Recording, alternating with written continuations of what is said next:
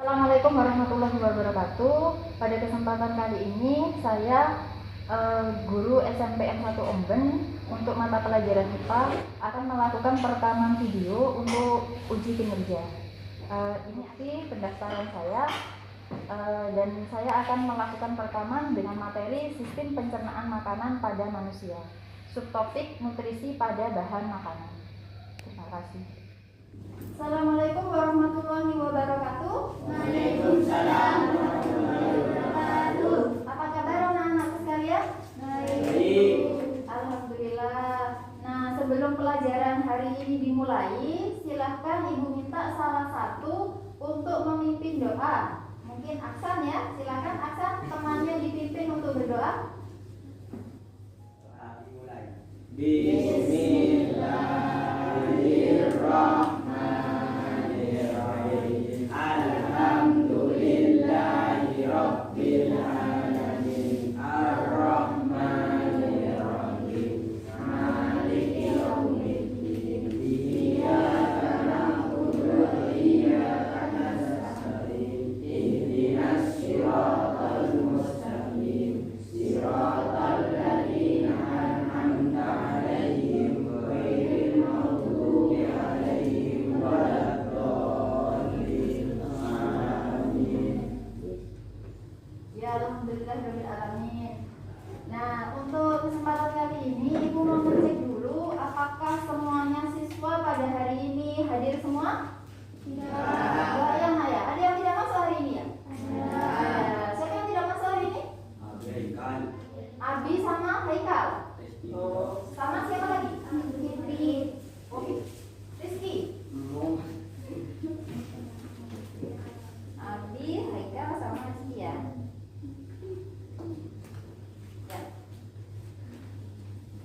Baik anak-anak, di masa pandemi COVID ini ya, kalian harus tetap semangat untuk belajar ya. Apalagi kita sekarang mau mendekati ujian akhir semester ya, jadi harus tetap masuk ke sekolah, jangan sampai kalian malas untuk masuk ke sekolah ya.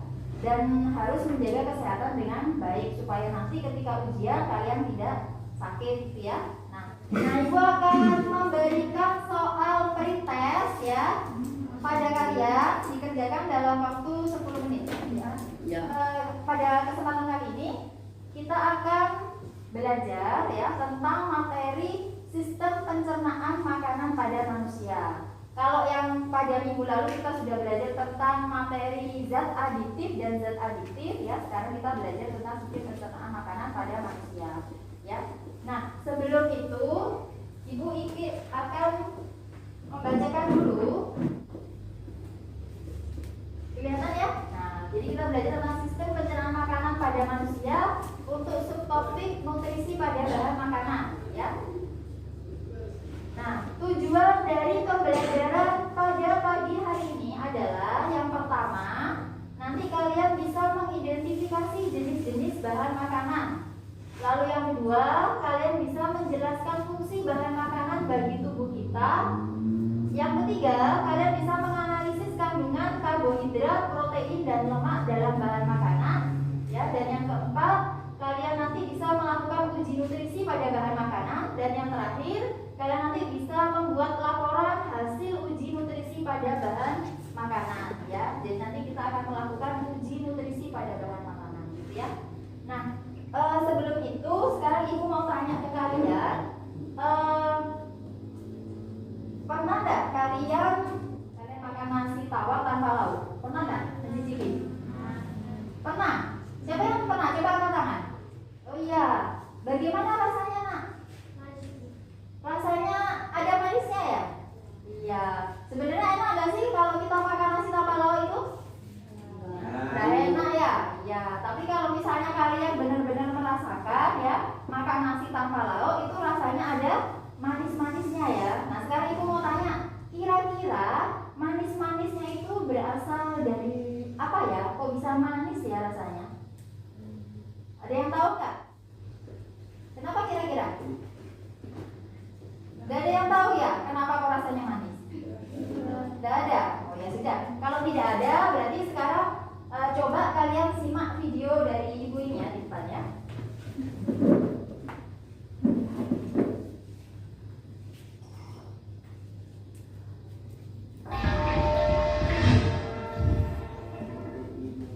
Kita beralih ke berita tentang penderita gizi buruk yang ada di Polewali Mandar, Sulawesi Barat. Dalam usia 9 tahun, seorang anak hanya memiliki berat badan jauh dari berat badan ideal anak seusianya, yakni hanya 11 kg. Sejak 7 bulan terakhir, ia tidak bisa lagi berjalan. Di usianya yang baru menginjak 9 tahun, tak banyak yang bisa dilakukan Rini. Sejak 7 bulan terakhir, ia tak bisa lagi berjalan. Kini, Rini hanya terbaring lemah saat menjalani perawatan di Rumah Sakit Umum Daerah Polewali Mandar.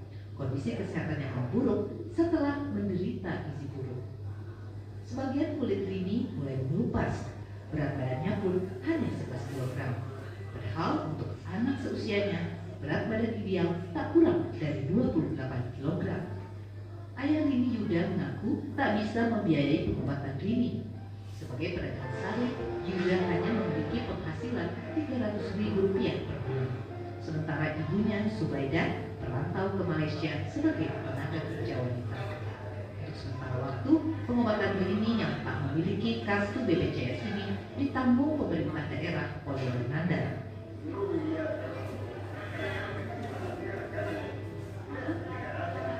Terlebih dahulu penyakit itu mengakibatkan anak mengalami masalah metabolis, imbang makan dan sebagainya. Jadi lagi buruk ditambah lagi dengan gangguan.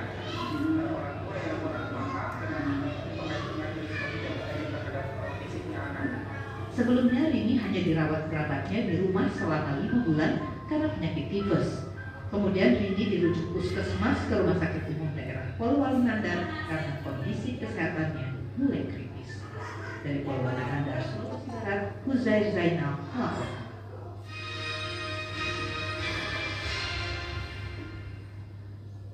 Ya, beritanya dari seputar Indonesia.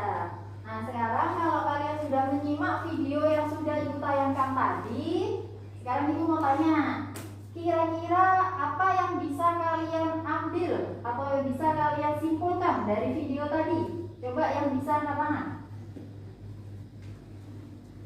Coba Aksan. Aksan ya? Ya, Aksan. Apa yang bisa kamu ambil dari video yang tadi? Yang lain? Beritanya tentang apa itu ya? Tentang kekurangan gizi. Ya, berarti tentang anak yang menderita gizi buruk. Ya. Nah, kira-kira kenapa sih kok anaknya itu menderita gizi buruk? Ada yang tahu? Silakan angkat tangan. Iya, Nak. Karena kekurangan gizi dan Ya, karena kekurangan gizi berupa apa kira-kira gizinya? karbohidrat, protein, lemak, air, mineral, dan Vitamin. Iya, dan vitamin. Bagus ya. Siapa namanya, Nak? Ananda. Ya, ibu lupa, ibu ingatnya Najla terus ya. Nah, untuk berarti tadi yang sudah bisa disimpulkan dari video tadi kan berarti ada anak yang kekurangan gizi. Kenapa kok bisa kekurangan gizi ya? Karena kekurangan dari unsur karbohidrat, protein, lemak, vitamin dan juga mineral ya. Nah, jadi sehingga berat badan anak tadi itu bisa turun ya, tidak seperti berat badan pada anak umumnya usia 9 tahun ya. Padahal seharusnya kan tadi ditayangkan usianya 9 tahun, berat badannya hanya 11 kg ya, padahal seharusnya lebih dari itu ya. Nah, kira-kira faktor yang menyebabkan anak kekurangan gizi buruk tadi apa? Ada yang menyimak enggak? Tadi dijelaskan kalau orang tuanya ya, orang tuanya bagaimana tadi? Oh iya, bagus, orang tuanya tidak mampu ya. Jadi penghasilan ayahnya tidak mencukupi ya. Ya. Nah, ada pertanyaan mungkin dari kalian dari tayangan video tadi? Silakan angkat tangan. Iya, Nak. bagaimana cara mengetahui kandungan nutrisi pada bahan makanan? Iya, bagus ya pertanyaannya. Jadi bagaimanakah cara mengetahui kandungan nutrisi pada bahan makanan? Ya, nanti kita akan melakukannya ya. Nah, terus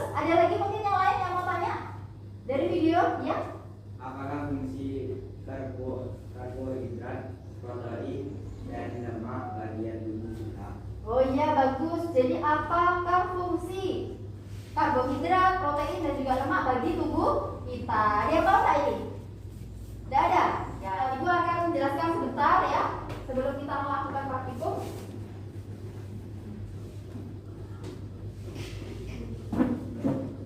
Nah, ini adalah menu 4 sehat 5 sempurna yang harus kita penuhi dalam kehidupan kita sehari-hari. Terdiri dari apa saja itu?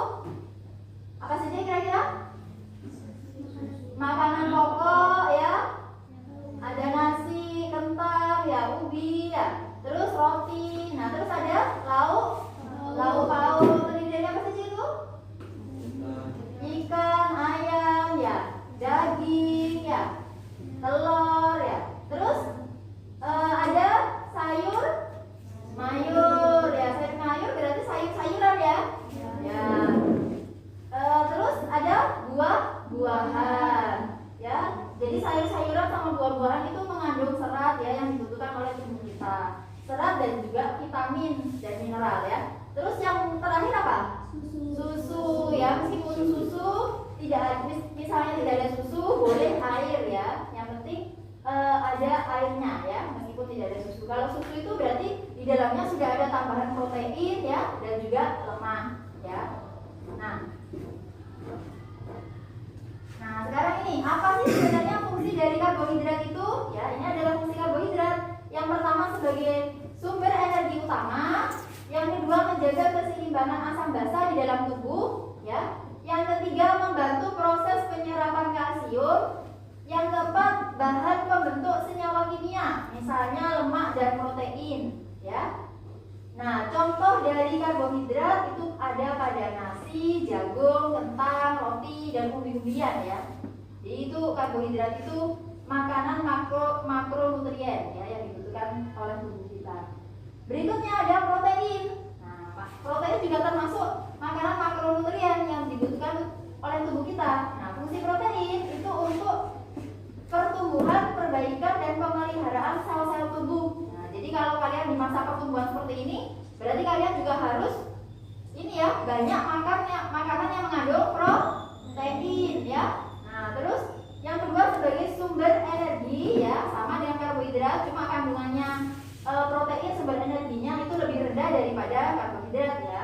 Terus yang ketiga penyusun hormon ya. Jadi hormon ini fungsinya untuk reaksi metabolisme di dalam tubuh kita.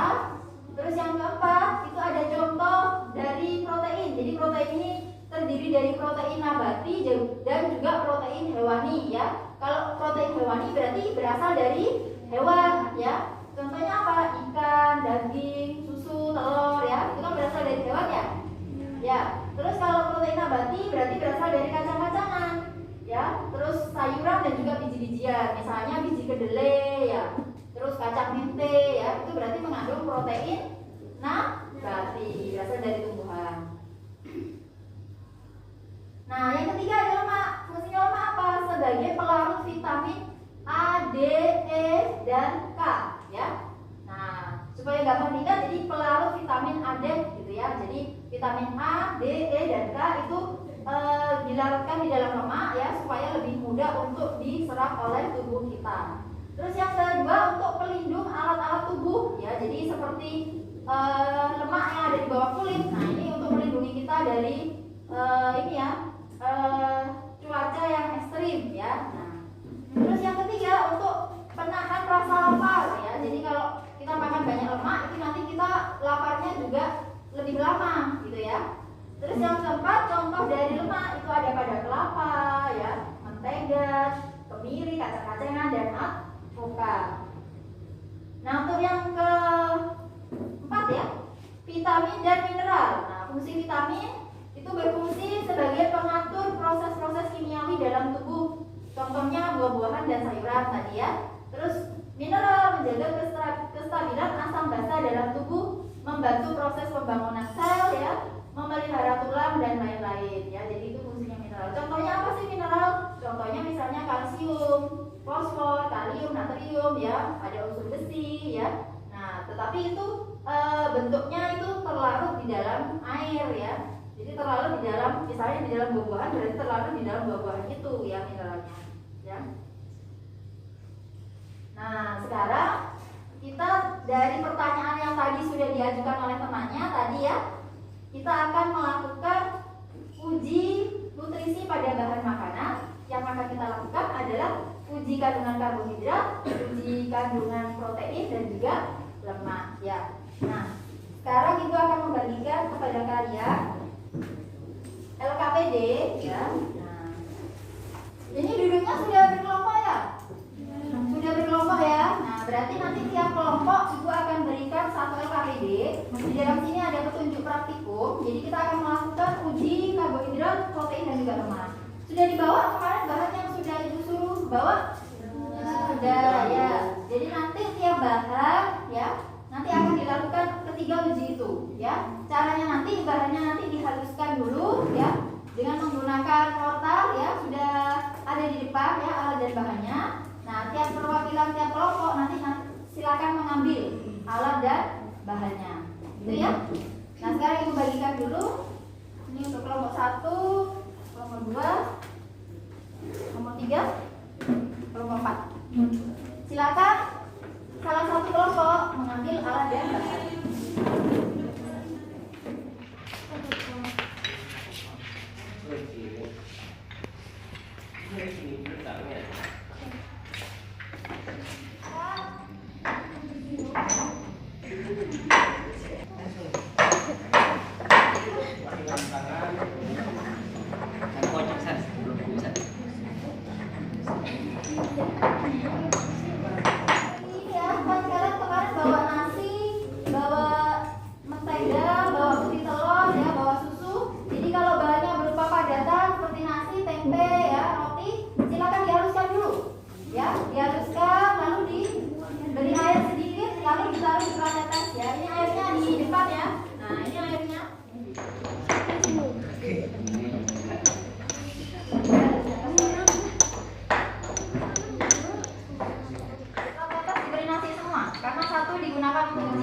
Karbohidrat, satu untuk uji protein ya.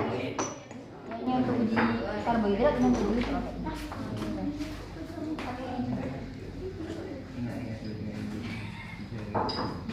Sudah? Iya. Nah, sudah. Kalau sudah sekarang bahan yang kedua nak ya.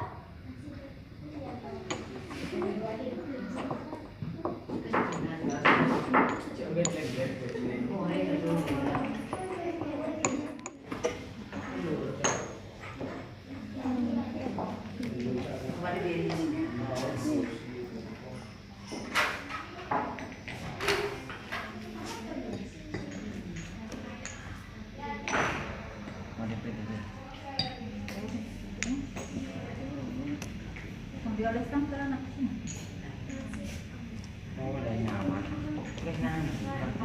Yes. Itu anu, buat anu. Misalnya kita apa? Tempe apa? Apa dua? Apalagi yang kurang? Mentega. Mentega putih telur ya. Minyak bawa sini satu.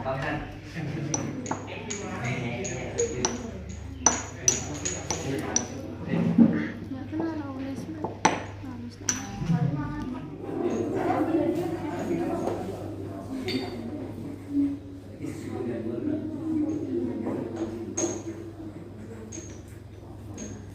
Ditaruh di dalam platetas.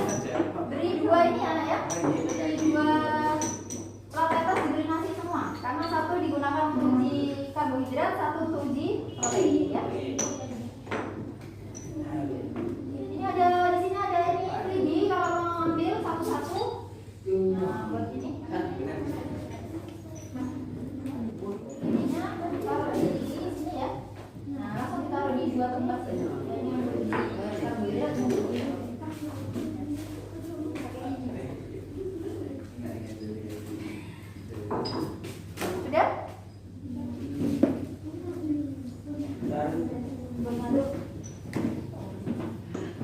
Nah, kalau sudah nasinya dihaluskan, berarti sekarang gantian ya, bahan yang lain yang dihaluskan ya.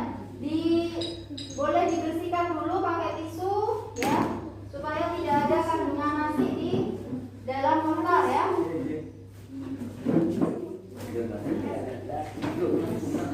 Oh iya, bahannya jangan lupa ya sampai dioles di kertas ya untuk uji lemaknya ya. Bahannya tadi.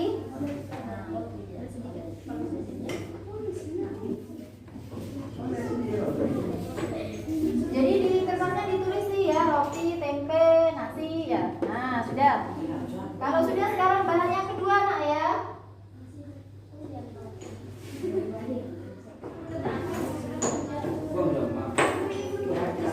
Ya nanti aja. Teteskannya nanti ya, kalau bahannya sudah siap semua ditaruh di plat tetes, baru nanti ditetesi dengan lugol dan juga dioles ya.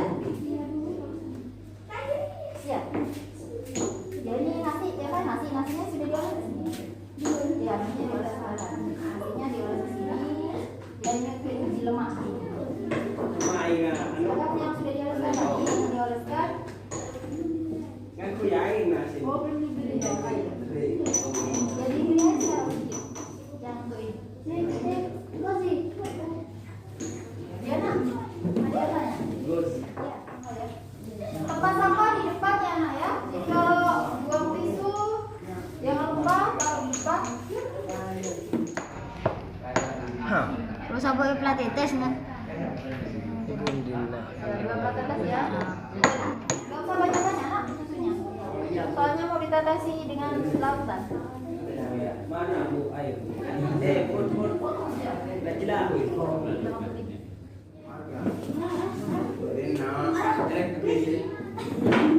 Sudah ada 7 bahan? Sudah bu. Sudah.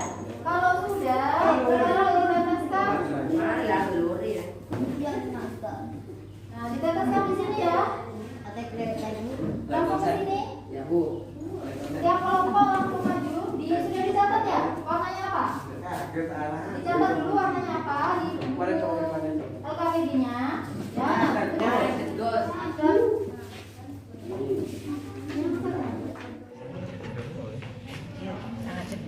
Untuk uji protein kita menggunakan larutan biuret. Hati-hati jangan sampai kena ke tangan ya. Diginikan dulu ya pipetnya. 3 tetes saja. Ini untuk lugol. Masing-masing diberi 3 tetes saja.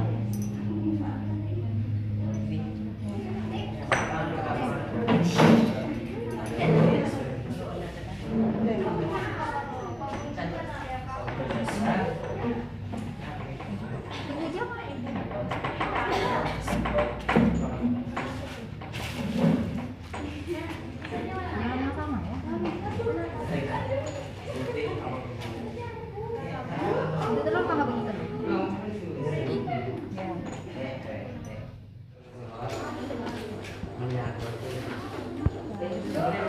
Sekarang satunya lagi dengan lugol. Belum kita tahu. Ini untuk uji apa? Karbo? Ayo.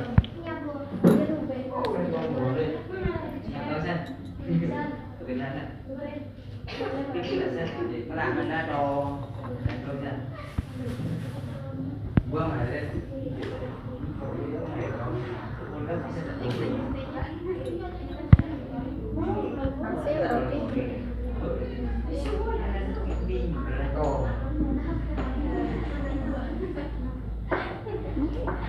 Kebanyakan ya bahannya tadi ya, naruhnya ya.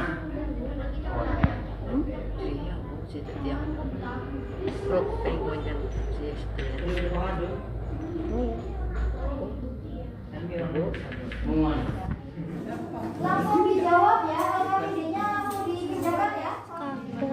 Kamu mer. Puskah bu, ini apa?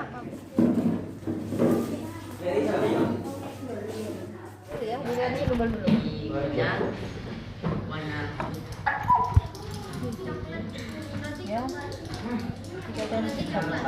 Kurang. Ditekan.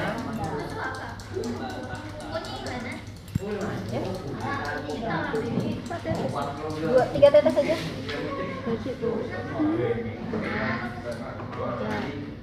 Bahan yang lain. Satu. Tempe. Masih?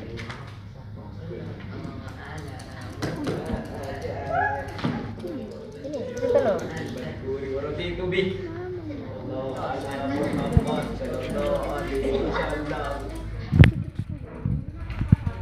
Ya, lalu sisanya ditetesi pakai sudah ya.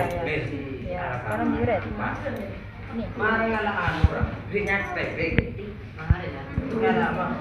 Di mana pun tak tahu. Ini nak dipencet di luar ya, nanti dimasukkan. Nah, itu akan nyedot. Nah, ya. Ya, ya. Situ. Yang lainnya yang belum ditelesi nak. Biru. Ini Bud. Ya deh. Ini sapi.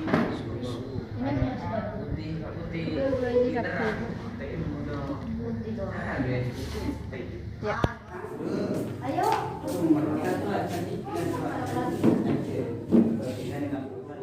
Ya. Ya, itu yang mana yang transparan? Coba di itu kan kelihatannya transparan yang mana? Dicatat di situ. Apakah tempe, mentega, minyak, mana yang transparan? Minyak, ya, terus di situ. Tisunya tadi di mana ya nak ya tisu? Terapas bu. Oh sudah habis ya? Ibu terapas nih bu. Kan cuma bu belakang bu. Kalau sudah selesai praktikumnya, silakan bahan-bahannya dibuang ke tempat sampah, ya. Soal-soalnya sudah dikerjakan kan ya? Sudah, oh iya bagus. Sekarang bahan-bahannya dimasukkan di sini ya, sampah-sampahnya dibersihkan. Tunggu nanti waktunya habis ya. Ayo kalau pas, dibersihkan bahan-bahannya. Sini, siap. Bu ya.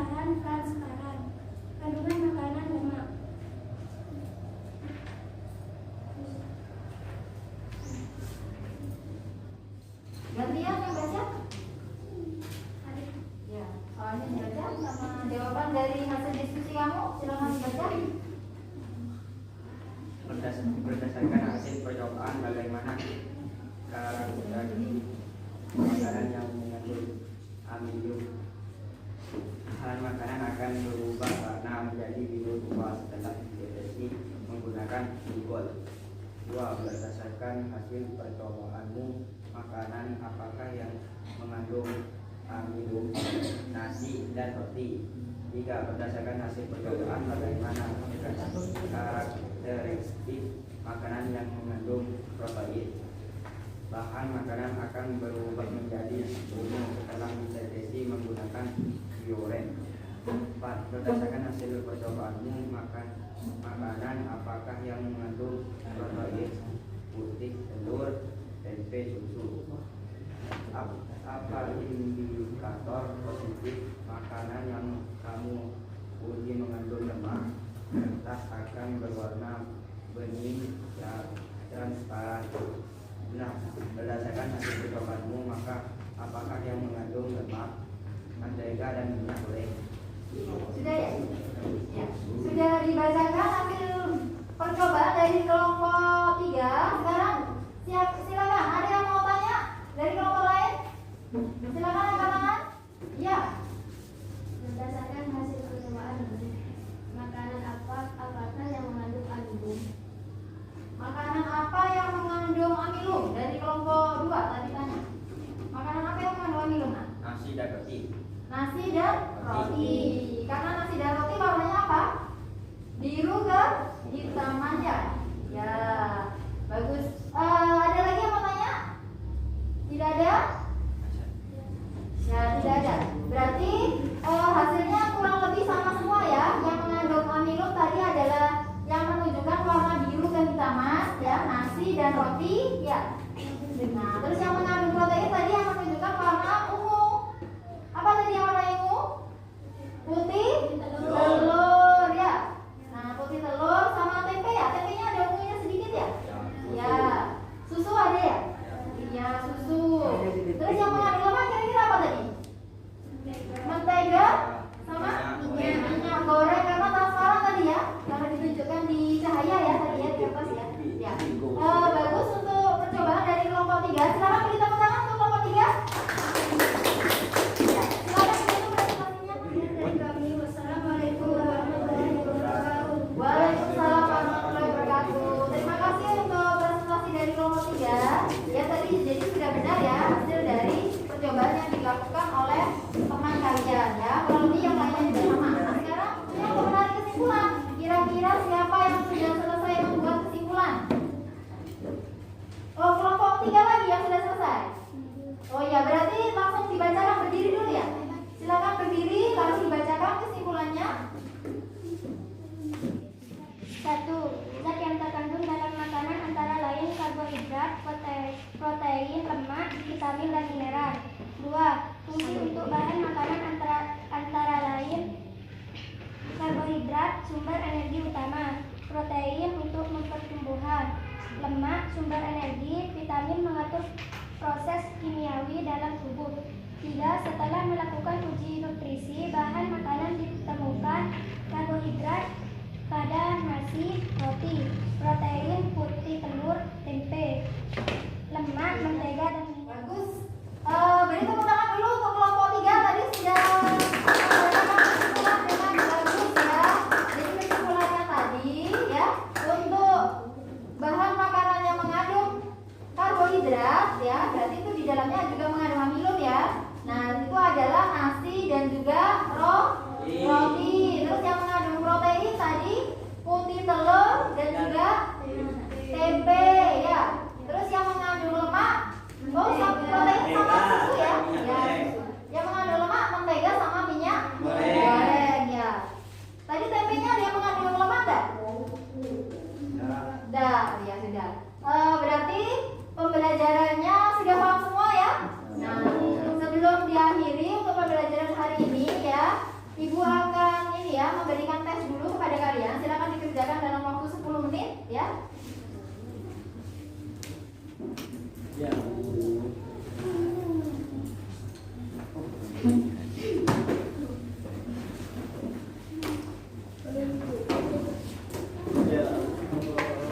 Silakan ditulis namanya, kelasnya, nomor absen. Ayo ke sana.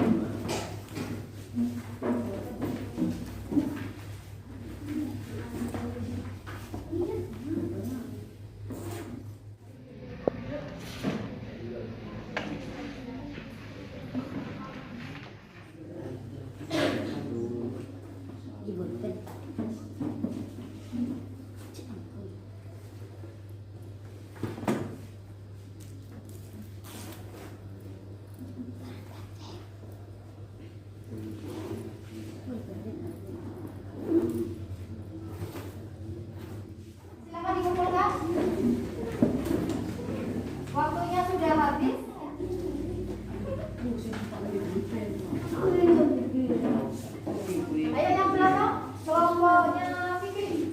Ya Bu. Waktunya sudah habis 10 menit.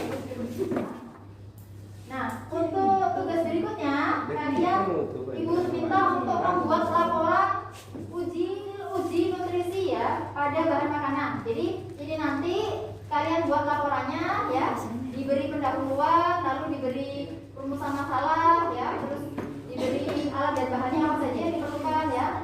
Lalu ada datanya dan juga diberi analisisnya bagaimana ya dari data yang sudah didapat dan kesimpulan. Nah, untuk pertemuan berikutnya silakan kalian baca materi tentang organ pencernaan makanan ya dan fungsinya serta peran enzim pencernaan ya.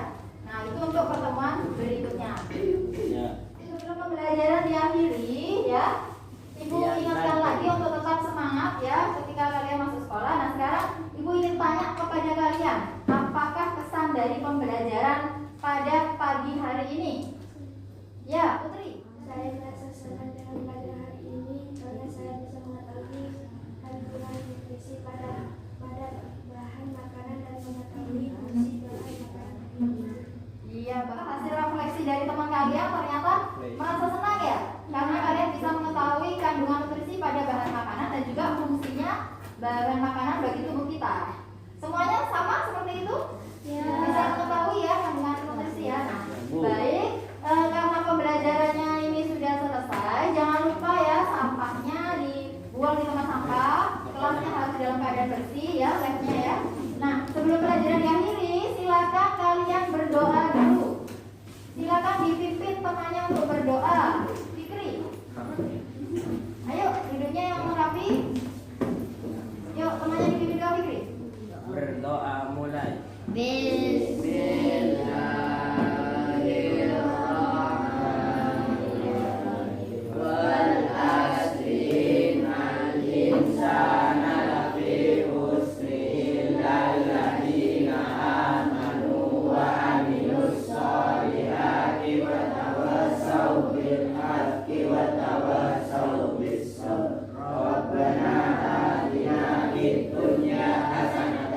Fil